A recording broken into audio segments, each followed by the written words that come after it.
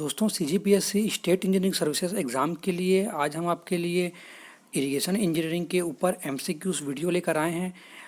ये वीडियो आपके लिए बहुत हेल्पफुल होगा। तो इसको सॉल्व करने के बाद आपका एक थोड़ा सा कॉन्फिडेंस लेवल जो बढ़ जाएगा क्वेश्चन सॉल्व करने के बाद। तो प्लीज़ वीडियो को एक बार देख कर क्वेश्चन सॉल्व करने की कोशिश ज़रूर करें। चलिए दोस्तों स्टार्ट करते हैं आज का वीडियो। और वीडियो शुरू करने से पहले अभी तक आपने हमारे चैनल को सब्सक्राइब नहीं किया हो दोस्तों तो प्लीज़ सब्सक्राइब कर लें चैनल को। तो फर्स्ट क्वेश्चन हमारा है the state of the soil when plants fail to extract sufficient water for their requirement is. Question में बोल रहा है कि वो कौन सा स्टेट है जिसपे कि सॉइल प्लांट जो है वो सॉइल से वाटर लेने में असमर्थ होता है, ठीक है, या फिर वाटर ले नहीं पाता है। तो आपके पास चार ऑप्शन दिए गए हैं आपको, maximum saturated point, permanent wilting point, ultimate utilization point या फिर नॉन दिस, ठीक है। तो सबसे पहले मैं आपको इन जो टर्म से थोड़ा सा आपको मैं बता दूं कि होता क्या है। बात करें यदि हम मैक्सिमम सैचुरेटेड पॉइंट की, तो ये क्या होता है, मैक्सिमम सैचुरेटेड पॉइंट होता है कि सॉइल की मैक्सिमम कैपेसिटी कितनी है वाटर होल्ड करने की। यानी कि यदि मैं बात करूँ इसको मैं डिफाइन करने की, तो ये होता है total water content when all the pores of soil are filled with water, ठीक है। जैसे कि ये कोई हमारा सॉइल कंटेंट है तो इसमें, ठीक है, इसमें मैक्सिमम कितने वाटर्स में ये कैप्चर कर सकते हैं, तो इसको हम लोग बोलते हैं मैक्सिमम सैचुरेशन पॉइंट। और देन बात करते हैं कि परमानेंट विल्टिंग पॉइंट। तो ये परमानेंट विल्टिंग पॉइंट क्या होता है हमारा, ये ऐसा होता है कि जैसे कि हमारा कोई सॉइल पार्टिकल समझ लीजिए आप, तो इसमें क्या होता है, इस कंडीशन में इसके जो बाहरी लेयर में यहाँ पर एक टाइट लेयर बन जाती है वाटर की, ठीक है। और ये लेयर बनने के बाद क्या होता है, इसमें से जो प्लांट्स के जो रूट होते हैं वो इससे वाटर एब्जॉर्ब नहीं कर पाते हैं। तो ये होता है हमारा परमानेंट विल्टिंग पॉइंट। तो क्वेश्चन है जो पूछा गया कि कौन से स्टेट में जो प्लांट हैं है वो वाटर नहीं ले पाते हैं, तो इसी, ठीक है, परमानेंट विल्टिंग पॉइंट वाले केस में ही जो प्लांट हैं वो वाटर को एब्जॉर्ब नहीं कर पाते हैं, ठीक है। तो इसका सही आंसर हो जाएगा हमारा ऑप्शन बी, हमारा करेक्ट आंसर है, ठीक है, परमानेंट विल्टिंग पॉइंट। नेक्स्ट आगे बढ़ते हैं। A sprinkler irrigation system is suitable for, ठीक है, कौन सी कंडीशन में स्प्रिंकलर इरिगेशन को हम लोग यूज़ करते हैं, ठीक है। सबसे पहले आपको मैं बता दूं इसके बारे में कि स्प्रिंकलर जो इरिगेशन सिस्टम होता है, हमारा मेथड होता है, इसको हम कब यूज़ करते हैं, ठीक है। तो ज़्यादातर इसको हम लोग यूज़ करते हैं जहाँ पर हमारा जो एरिया हमारा स्लोपी एरिया होता है, और जैसे कि जहाँ पर हम कॉफ़ी या फिर टी की हम लोग खेती करते हैं, ठीक है, टी या फिर कॉफ़ी वाले जगह पे, तो वहाँ पर इसको हम ज़्यादा यूज़ करते हैं इसको। और ये बता दूँ आपको मैं इसके बारे में कुछ और, तो ये ज़्यादातर यूज़ होता है जहाँ पर जो हमारी सॉइल बहुत ही लाइट सॉइल होती है, ठीक है, वहाँ पर इसको हम यूज़ करते हैं। तो इसमें से आप दे सकते हैं आपका आंसर इसमें क्या हो जाएगा, लैंड ग्रेडियंट इज स्टीप, ठीक है, स्लोपी एरिया रहता है, यहाँ पर स्टीप रहता है स्लोप, वहाँ पर इसको हम यूज़ करते हैं, ठीक है। आगे बढ़ते हैं, चलिए।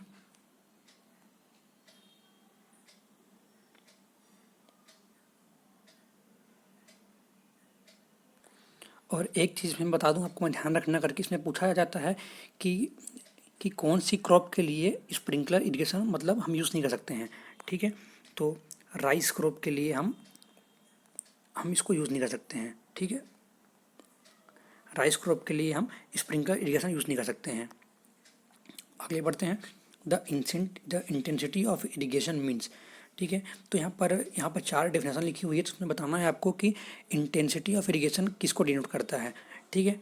तो सबसे पहले समझ लीजिए कि आप इंटेंसिटी ऑफ इरिगेशन होता क्या है, ठीक है।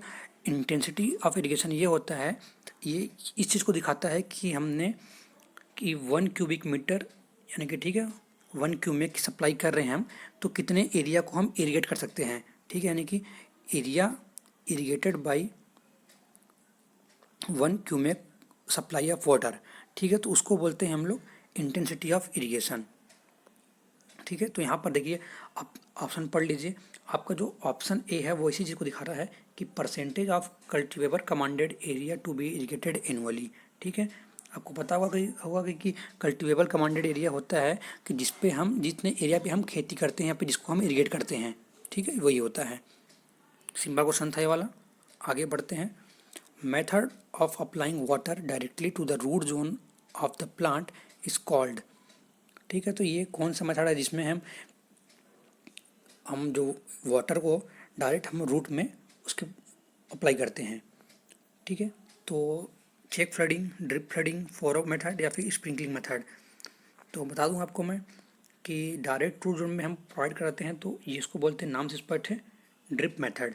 ठीक है, ड्रिप मतलब होता है कि बूंद बूंद करके हम डायरेक्ट उसके रूट में, प्लांट जैसे कि कोई सा ही हमारा प्लांट है, ठीक है, तो उसके यहाँ पर रूट में डायरेक्ट हम यहाँ पर वाटर प्रोवाइड कराते हैं। ठीक है, तो इसको बोलते हैं ड्रिप मेथड। और एक चीज़ ध्यान रखना कि ड्रिप मेथड को हम लोग एक और नाम से जानते हैं, इसको हम लोग बोलते हैं ट्रिकल मेथड। ठीक है, ये भी पूछा जा जाता है इसका नाम।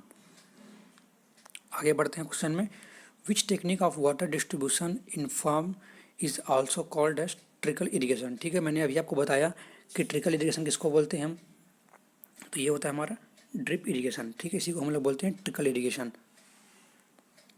नेक्स्ट क्वेश्चन आगे बढ़ते हैं, 1 cumec day is equal to कितना होगा। ठीक है, आपको ये बताना है, इसमें 4 ऑप्शन दिए गए हैं आपको, तो बताना है आपको। तो बता दूं आपको मैं कि 1 क्यूमेक डे मतलब होता कितना है, ये हो जाता है हमारा 864000। किस में होता है, ये होता है हमारा मीटर क्यूबिक में। ठीक है, ये होता है हमारा क्यूबिक मीटर वाले यूनिट में होता है। अभी इसमें आपको सब चीज़ यहाँ पर हेक्टेयर में दिया हुआ है आपको, तो हेक्टेयर में इसको आप चेंज कर लीजिए। तो क्या करेंगे, इसको आप इसको डिवाइड कर लीजिए, डिवाइड बाई 10⁴ से डिवाइड कर लीजिए आप। ठीक है, तो आपको आंसर मिल जाएगा 8.64, और ये किस में आएगा, आपका हेक्टेयर मीटर में आपका आंसर आ जाएगा। ठीक है, तो यहाँ से आपका आंसर हो जाएगा 8.64 हेक्टेयर मीटर। ऑप्शन आपका डी जो है आपका वो करेक्ट आंसर है। ठीक है, अब ऑप्शन डी आपका करेक्ट है। आगे बढ़ते हैं, यहाँ पूछा गया है, the discharge capacity required at the outlet to irrigate 2600 hectare of sugar cane having a kor depth of 17 centimetre and kor period 30 days. आपको डिस्चार्ज कैपेसिटी निकालना है, और आपको इसमें क्या क्या दिया हुआ है, आपको आउटलेट, आपको एरिया दिया हुआ है। ठीक है, 26 हेक्टेयर आपको दिया हुआ है, आपको कोर डेप्थ दिया हुआ है 17 सेंटीमीटर, उसको चेंज कर ली हमने तो 0.17 मीटर आ गया। आपको उसका कोर पीरियड भी दिया हुआ शुगर केन का कितना, 30 डेज। ठीक है, तो अब आपको निकालना क्या, डिस्चार्ज कैपेसिटी निकालना है आपको। तो क्या होता है इसका फार्मूला, आपको याद होगा, डिस्चार्ज कैपेसिटी का फार्मूला बस याद रख लीजिए आप। तो कितना होता है हमारा ये, area into delta divide by B into 86400। ठीक है, इसको आप निकाल लीजिए, तो ये हमारा मीटर में हो जाएगा ये। तो बस इस फॉर्मूले में आप वैल्यू पुट कर दीजिए तो आपका आंसर निकल जाएगा। तो देखिए क्या करना है आपको, ए की वैल्यू आपको दी हुई 2600 हेक्टेयर में है, तो उसको 10⁴ का इंटू करके इसको चेंज कर लीजिए आप स्क्वायर मीटर में। देन डेल्टा आपको दिया हुआ है आपको 0.17 डिवाइड बाई बेस पीरियड आपको 30 डेज दिया हुआ है, एंड ठीक है 86400, तो आपका आंसर निकल के आ जाएगा 1.71 क्यूबिक मीटर पर सेकेंड, यानी कि आपका जो ऑप्शन बी है वो आपका करेक्ट आंसर है। ठीक है, आगे बढ़ते हैं, which of the following is not a cause of water logging. ठीक है, इसमें आपको जो 4 ऑप्शन दिए हैं उसमें बताना है आपको कि इसमें से कौन सा कारण है जो कि वाटर लॉगिंग का कारण नहीं है। ठीक है, तो चलिए देख लेते हैं इसको भी हम लोग। ऑप्शन आपको दिया हुआ है, excess tapping of the ground water, frequent irrigation, high water table, या सीपेज फ्रॉम अनलाइंड केनाल। ठीक है, तो ये 4 ऑप्शन है, तो इसमें से सही आपको चूज़ करना है। बताइए इसमें से आप गेस करिए, आपको मैं थोड़ा टाइम दे रहा हूँ।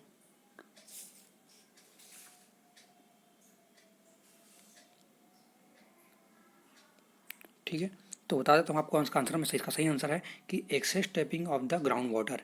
ठीक है, ये इसका कारण नहीं है वाटर लॉगिंग का। उसके अलावा जो भी हमारे यहाँ पर यदि आप लगातार आप इरिगेशन करते रहेंगे तो वही वाटर लॉगिंग हो जाएगा आपका। यदि आप हाई वाटर टेबल वहाँ पर बहुत राइस हो जाता है तो भी आपका वाटर लॉगिंग का प्रॉब्लम हो जाता है। सीपेज फ्रॉम अनलाइन कैनाल, यदि आपका केनाल लाइन नहीं किया गया है, ठीक है, यानी कि उस पर मतलब सीमेंटेड नहीं है, तो सीपेज के कारण आपका वाटर लॉगिंग हो जाएगा। ठीक है, तो इसका जो करेक्ट आंसर हो जाएगा हमारा excess trapping of the ground water, ये इसके कारण बस वाटर लॉगिंग नहीं होगा हमारा। नेक्स्ट क्वेश्चन देखते हैं, watering done prior to the sowing of crop is called. ठीक है, तो बताइए इसका आंसर आप, पूछा गया है कि वाटरिंग डन कि इसमें ये बोल रहा है कि जैसे हम एग्रीकल्चर जब करते हैं, हम लोग कल्टीवेटर करते हैं, खेती करते हैं जब भी, तो बीज बोने से पहले हम जो वाटरिंग करते हैं उसको क्या बोलते हैं, ठीक है, तो उसको बोलते हैं पैलियो इरिगेशन, ठीक है। जैसे कि हमारा कोई लैंड है, यहाँ पर हमको खेती करना है, तो वहाँ पर क्या होता है, यदि जब बहुत दिन से खेती नहीं हुई रहती है तो वहाँ पर की जो सॉइल होती है पूरी सूखी रहती है, एकदम से ड्राई सॉइल रहती है, तो उसमें क्या करते हैं, पानी बहुत सारा मिलाया जाता है और उस पर थोड़ा सा हल चलाया जाता है, ताकि जो वहाँ की जो सॉइल है अच्छे से वाटर एब्जॉर्ब कर ले, ताकि जो हम बीज बोएं तो अच्छे से वहाँ पर बीज ग्रो हो सके। तो उसी मेथड को बोलते हैं हम लोग पैलियो इरिगेशन, ठीक है। नेक्स्ट क्वेश्चन देखते हैं।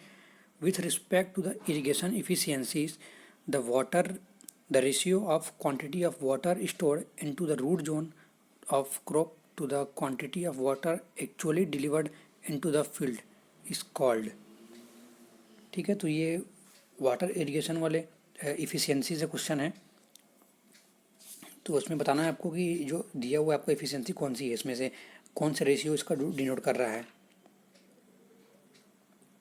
ऑप्शन है आपके water storage efficiency, water application efficiency, water conveyance efficiency and water use efficiency, ठीक है। तो बता दूँ आपको मैं कि यहाँ पे आपको मैं चारों एक बार इफिशियंसी की डिफरेंस बताया था आपको मैं, इसका फॉर्मूला क्या होता है, तब आप समझ जाएंगे अच्छे से। तो देखिए यहाँ पर मैंने इफिशियंसी को लिख के रखा हुआ है। तो बता दूँ सबसे पहले कि वाटर कन्वेनियंस इफिशियंसी क्या होती है हमारी, ठीक है, WF/WR/100, ठीक है। तो क्या होता है यहाँ पर, quantity of water delivered to field divide by quantity of water deliver into canal system. तो ये होता है हमारा कन्वेयंस इफिशियंसी, ठीक है। देन बता दूं आपको मैं कि वाटर यूज इफिशियंसी क्या होती है, वो होती है हमारी quantity of water used beneficial divide by quantity of water deliver to the field, ये होती है हमारी वाटर यूज इफिशियंसी। फिर बात करते हैं वाटर स्टोरेज इफिशियंसी की। तो ये क्या होती है, quantity of water stored in root zone during irrigation divide by, क्या होता है इसमें, WN का मतलब होता है कि जो फील्ड कैपेसिटी होती है, ठीक है, बता दूँ उसको मैं। यहाँ क्या करते हैं, फील्ड कैपेसिटी माइनस हम लोग कर देते हैं एवेलेबल मॉइस्चर, ठीक है, जो भी हमको वहाँ पर मॉइस्चर यहाँ पर हमको मिला हुआ है उसको माइनस कर देते हैं, तो जो यहाँ पर आता है उसको हम यहाँ पुट करते हैं, ठीक है। और एक इफिशियंसी हमारी जो है वाटर एप्लीकेशन इफिशियंसी, ये क्या होती है, WS/WF, यानी कि quantity of water stored in root zone divide by quantity of water deliver to the field, ठीक है। रूट जोन और यहाँ पर होता है हमारा फील्ड। तो जो क्वेश्चन में आपको पूछा गया है वो यही चीज़ पूछा गया था, देख लीजिए कि the ratio of quantity of water stored into the root zone of crop to the quantity of water actually delivered into the field, ठीक है। तो वही चीज़ को हमारे रिप्रेजेंट करती है इसको, ये वाला टर्म, ठीक है। इसको हम लोग बोलते हैं, क्या बोलते हैं इसको हम, वाटर एप्लीकेशन इफिशियंसी, ठीक है। तो आपका जो सही आंसर यहाँ से हो जाएगा आपका option B, water application efficiency, ठीक है, ये सही आंसर है। आगे बढ़ते हैं अब। Which one is the best method of reclamation for the alkaline soil, ठीक है। आपको इसमें बताना है कि इसका जो बेस्ट मेथड चूज़ करना है रिक्लिमिनेशन के लिए जो यूज़ करते हैं, तो वो होता है हमारा addition of gypsum to soil and leaching. ये आपका सही आंसर है इसका, जिप्सम इसमें हम ऐड करने से क्या हो जाता है, रिक्लिमेशन हमारा आसानी से हो जाता है, बेस्ट मेथड है इसका ये। नेक्स्ट क्वेश्चन है, which of the following statement is corrected bye duty of water, ठीक है। तो यहाँ पर ड्यूटी के बारे में कुछ चीज़ दी हुई है, बताना है आपको स्टेटमेंट कौन सा सही है, ठीक है। तो बोल रहा है duty it increase with an increase in temperature. तो ऐसा बिल्कुल नहीं होता है कि टेम्परेचर बढ़ने से ड्यूटी बढ़ेगा, लेकिन टेम्परेचर बढ़ने से आपकी जो वाटर रिक्वायरमेंट बढ़ जाएगी, ठीक है। तो ये ऑप्शन हमारा पहला ऑप्शन तो गलत है। बता दूं आपको मैं कि जो ड्यूटी होती है वो बहुत सारी चीज़ों पर डिपेंड करती है, जैसे कि टाइप्स ऑफ क्रॉप, ठीक है, क्लाइमेट कंडीशन पर डिपेंड करती है, आपका सिस्टम ऑफ इरीगेशन किस टाइप का है, मेथड ऑफ इरीगेशन पर डिपेंड करती है। इस तरह के बहुत सारे केसेस होते हैं, जैसे कि बेस पीरियड क्रॉप का क्या है उस पर भी डिपेंड करती है, ठीक है। तो ये सब फैक्टर हैं उसके जो डिपेंड करते हैं ड्यूटी के। तो अगला ऑप्शन हमारा है it increases with an increase in wind speed, ठीक है। अगर विंड स्पीड ज़्यादा रहेगी तो इवेपोरेशन ज़्यादा होगा, तो आपकी ड्यूटी जो है आपकी वाटर की रिक्वायरमेंट बढ़ा देगी। तो हमारा ऑप्शन ये भी गलत है। थर्ड देखते हैं, it increase with an increase in humidity, ठीक है। यदि हमारा एटमॉस्फेयर में हमारा ह्यूमिडिटी बढ़ेगा, ठीक है, तो क्या हो जाएगा, ह्यूमिडिटी बढ़ जाएगा तो हमारी जो वाटर की रिक्वायरमेंट है वो कम हो जाएगी। ठीक है, तो हमारी क्या है, ड्यूटी इंक्रीज़ कर जाएगी हमारी। ठीक है, तो हमारा जो ऑप्शन सी है वो सही है हमारा। ठीक है, मतलब कि हमको यहाँ पर वाटर की रिक्वायरमेंट हमारी कम हो जाएगी तो ड्यूटी हमारी ऑटोमेटिक बढ़ जाएगी। ठीक है, तो ऑप्शन सी हमारा सही आंसर है। ठीक है, तो दोस्तों होगी आज की दोस्तों वीडियो में इतना ही था। नेक्स्ट वीडियो में हम कुछ और क्वेश्चन आपके लिए लेकर आएंगे। दोस्तों अगर वीडियो आपको अच्छा लगा होगा, थोड़ा सा भी यदि हेल्पफुल होगा आपके लिए, तो ज़रूर वीडियो को लाइक करें और इस तरीके की वीडियो के लिए हमारे चैनल को जरूर सब्सक्राइब करें। दोस्तों मिलते हैं अगले वीडियो में। धन्यवाद।